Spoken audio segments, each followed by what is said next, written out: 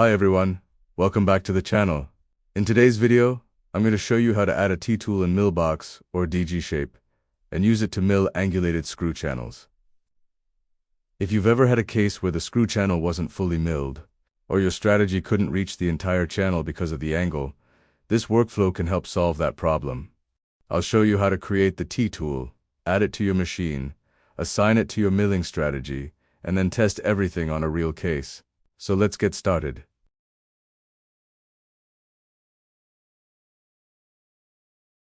Here I have an all-on-X restoration with 2 angulated screw channels. Let's start by nesting it with a standard milling strategy, without using a T-tool, and see how the software handles the screw channels.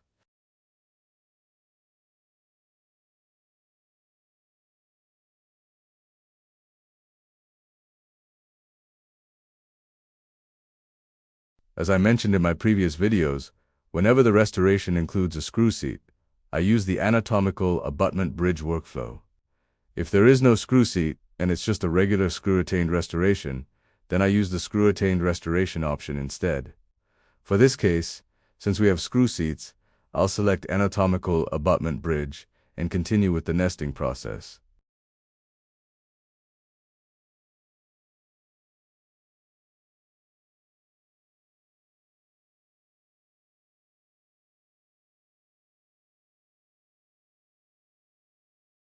At this point, I'm just selecting a test block so we can continue with the nesting process.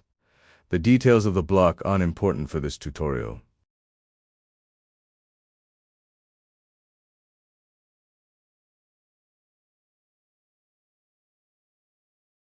Once the calculation starts, the software will show us all the burrs that are assigned to this milling strategy. Here we have the 2.0 mm burr, which is mainly used for roughing and removing the bulk of the material. The 1.0 mm burr is used for more detailed milling and refining the anatomy. The 0.6 mm burr is responsible for reaching smaller details, tighter areas, and fine internal geometries that larger burrs cannot access. We also have the PT120 flat end burr, which is typically used for flat surfaces and certain areas of the screw channel. As you can see, there are no T-tools assigned yet. So let's see how the software handles these angulated screw channels with the standard burrs only.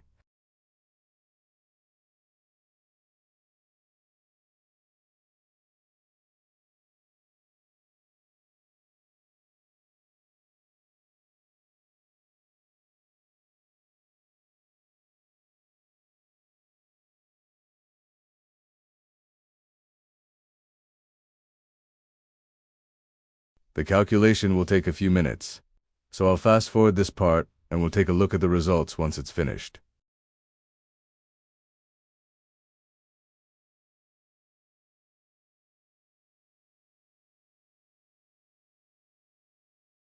As you can see, the software is showing residual material inside both angulated screw channels.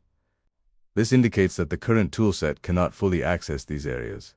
If we mill the restoration using this strategy, material will remain inside the channels, and the screw access will not be completely milled. Now let's open the strategy and I'll show you exactly where we need to add the T-tool to eliminate this residual material. From the Tools section, click on Configuration, then open Strategy. This is where we'll make the changes needed to add and use our T-tool. If this option is not available in your software, contact your support team and ask them to activate it for your license. Once the strategy editor opens, you'll see the machine, material, and restoration type selections. After clicking through the corresponding machine, material, and restoration type, we'll need to locate the T-tool section within the strategy. In my case, I'm using the 53DC machine. Translucent Zirconia as the material, and anatomical abutment bridge as the restoration type. Once you've selected all 3 options, scroll down in the strategy filter panel until you find the T-tool section. Once you click on the T-tool section, you'll be able to add the T-tool operations to your strategy. Simply enable the same options I'm selecting here.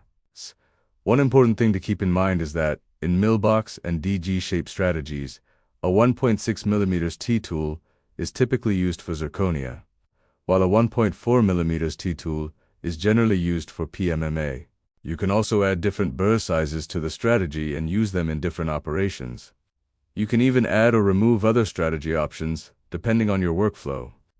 I'll explain these details more at the end of the video, but keep in mind that even a small change can affect the entire strategy and may cause unexpected results. So make sure you follow the steps carefully and copy the settings exactly as shown. Now I'm going to recalculate the exact same case using the new strategy we just modified. Let's see if the T-tool successfully removes the residual material inside the angulated screw channels. If the T-tool has been added correctly, it should now appear in our tool list. If you remember, with the standard strategy we only had the 2.0 mm, 1.0 mm, 0.6 mm burrs, and the PT120 flat end burr. While we're waiting for the tool list to load, if you found this video helpful so far, please consider subscribing to the channel and sharing the video with others who might find it useful. It really helps the channel grow and allows me to create more content like this. Thank you for your support. As you can see, the 1.6 mm T-tool has now been added to the tool list. This confirms that the software will use the T-tool when calculating and machining this restoration. In other words, the updated strategy is now active, and the milling machine will be able to use the T-tool wherever it's required.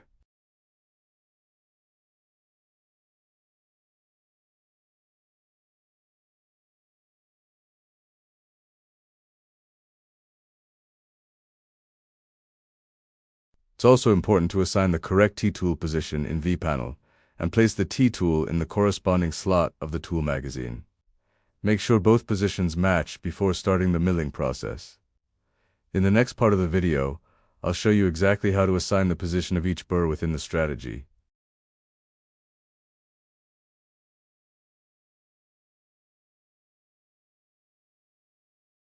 As you can see, all the residual material inside the angulated screw channels is gone. The T-tool has done exactly what we wanted it to do, and trust me, this is probably the easiest way to machine angulated screw channels without having to modify the design or use complicated workarounds.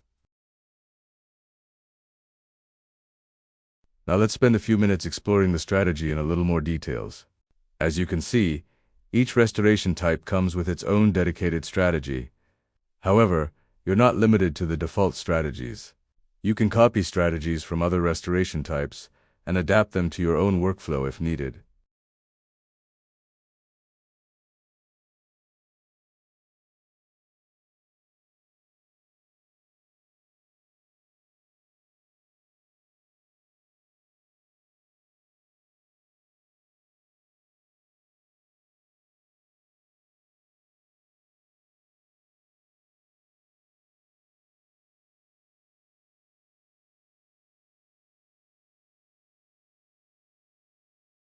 You can also enable additional machining operations within the strategy to achieve more detailed milling results by adding extra finishing or refinement operations. The software can spend more time on specific areas and produce finer details in smoother surfaces. Of course, the trade-off is that machining time will usually increase as well.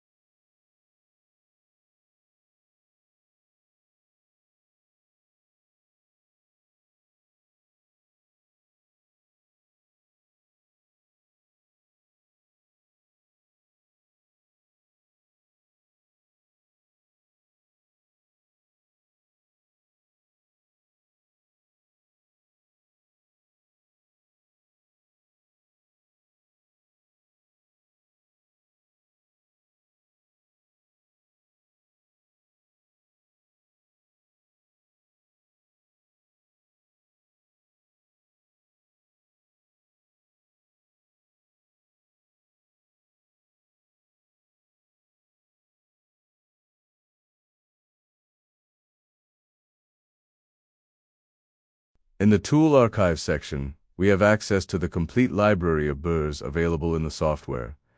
From here, we can view, edit, duplicate, or add new tools to our strategies. Depending on the type of Burs you're using, the strategy configuration may be different. For example, you can find several different Bur families available from Argen. One is the new Argen series, and another is the Argen Classic series. You may also be using the original Roland Burs, which have their own tool definitions and strategy settings. As an example, I'll show you the 2.0 mm Bur from each of these systems. As you can see, all of these Burs have a 2.0 mm diameter, but their effective cutting length is different. That's why it's important to select the correct Bur family in your strategy, whether you're using new Argen, Argen Classic, or Roland Burs.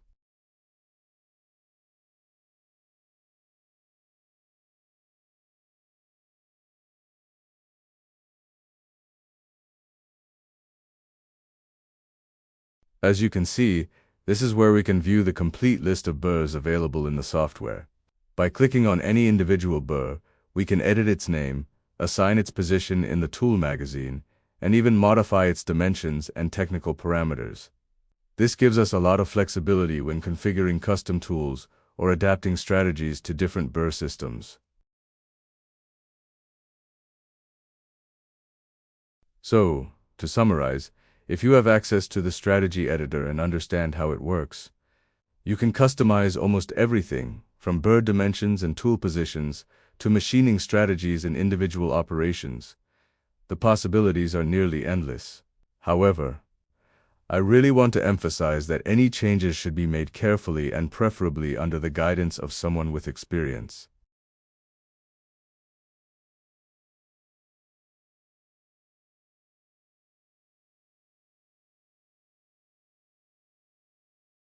My recommendation is to start by asking your support team for proper training and guidance. Once you're comfortable with the workflow, you can gradually start making your own modifications and customizations. I hope you found this video helpful. If you did, please consider sharing it with your colleagues and friends in the dental industry. It really helps the channel grow and allows more people to benefit from this content. Thanks for watching, and I'll see you in the next video.